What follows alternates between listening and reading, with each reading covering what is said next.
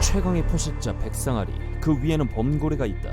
들어보셨을 겁니다. 영어도 킬러 웨일로 마치 사육을 즐기는 녀석들로 보이죠. 실제로 IQ가 90에 달하는 녀석들의 사냥 방식을 보면 굉장히 지능적입니다. 폐활량이 적어 오래 못 버티는 새끼 고래를 그냥 잡아먹지 않고 녀석들의 무리가 돌아가면서 수면 위로 못 올라오게 눌러서 질식시킨 뒤에 먹는가 하면 잡았던 바다 표범 등을 얼음 위에 올려서 파도를 일으켜 떨어뜨리고 다시 올리기를 반복하여 공포를 주며 놀기도 하고, 심지어는 몸통과 꼬리를 이용해 몇 시간은 장난감 다루듯 공놀이를 하다가 내장기관이 파열되면 잡아먹는 아주 악랄한 사냥을 하기도 합니다. 여기서 이 범고래 녀석들이 백상아리를 상대할 때도 이 지능적이고 악랄한 성격을 여실히 보여줍니다. 일부 지역에서는 무리로 다니며 백상아리를 조롱하고 배에서 간만 빼먹는 행위가 종종 발견되는데, 백상아리에 간은 지방으로 가득 차 있어서 범고래에게 아주 좋은 영양 간식이 되기 때문이죠. 남아프리카 지역에서 간 부분만 빠지고 남은 시체가 해변에서 발견되는 것이 바로 범고래에게 당한 것이라고 합니다. 녀석들이 백상아리를 먹이로 먹는 것은 아프리카만 보고되었지만 다른 곳에서도 백상아리가 범고래가 나타나면 근처도 오지 않는다는 연구가 있습니다. 그렇다면 인간은 어떨까요? 이런 바다의 폭군이 인간을 공격하여 죽인 사례는 없을까요? 결론부터 말하자면 있습니다. 인간에게 친숙하다고 알려진 범고래가 사실은 인간을 이미 200건 이상 공격한 사례가 있습니다. 야생에서의 범고래는 지금까지 약 40건의 공격이 있었고 그중 33건은 모두 2020년에 일어났습니다.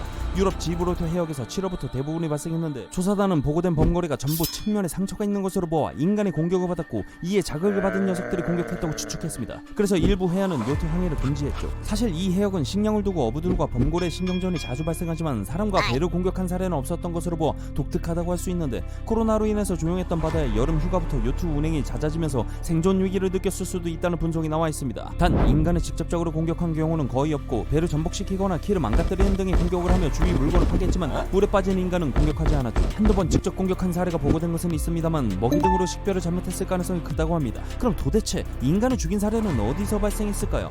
바로 아쿠아리움입니다. 범고래는 1960년대 미국 시월드라는 놀이공원에서부터 그들의 지능과 사회성을 이용한 서커스 쇼에 사용이 되어 왔는데, 문제는 그동안의 사육사 및 관객을 1960에서 70년대 20건 이상의 공격을 포함해 현재까지 보고된 것만 약 100건에서 200건의 사건을 일으켰습니다. 60년대까지 범고래의 영문명이 킬러 웨일이 관람을 위한 목적, 친근함을 주기에는 부정적인 어감 때문에 죽음의 신인 오르쿠스에서 유래한 오르카라는 이름으로 불리게 됐죠. 어쨌든 200건에 이르는 사고의 대부분이 상처나 예상치 못한 사고에 그쳤지만 그중 4명은 사망에 이르게 되었습니다. 그 살인의 주인공은 바로 틸리쿤, 그리고 누카 4세라는 녀석이죠. 대체 이 녀석들은 왜 인간을 살해했을까요? 어느 정도 예상하셨겠지만 범고래는 하루 최대 160km를 이동하고 3000m까지 잠수할 정도로 활동 반경이 넓은 녀석들인데도 불구하고 이 녀석들은 100m가 채 안 되는 수족관에서 평생을 살아갑니다. 당연히 스트레스와 운동 부족으로 기형 증상과 건강 문제가 나타나고, 그로 인한 흥분 상태에 이르게 되면 각종 약물이 포함된 마취제를 맞으며 폐양을 위한 강제 인공 수정을 수차례 받게 되죠.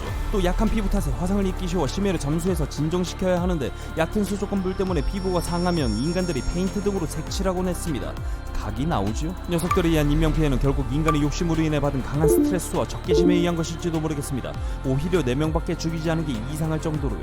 결국 2010년 돈 보렌 쇼라는 조련사의 마지막 사망 사건으로 인해 2012년에 동물권리단체와 제프리 커라는 변호사가 이를 소송하여 2013년엔 그 사건을 다룬 영화 블랙피쉬를 개봉. 결국 범고래로 큰 투자를 하고 엄청난 이득을 봤던 시월드가 2016년부로 범고래 쇼를 중단하겠다고 발표했습니다. 인간의 욕심에 의한 동물들의 작은 몸부림, 지구 최상위 포식자인 인간이 최상위 지능을 갖춘 동물로서 자연과 더불어 살아가는 의미에 대해 다시 한번 생각해봐야 하는 시간이 되었길 바랍니다.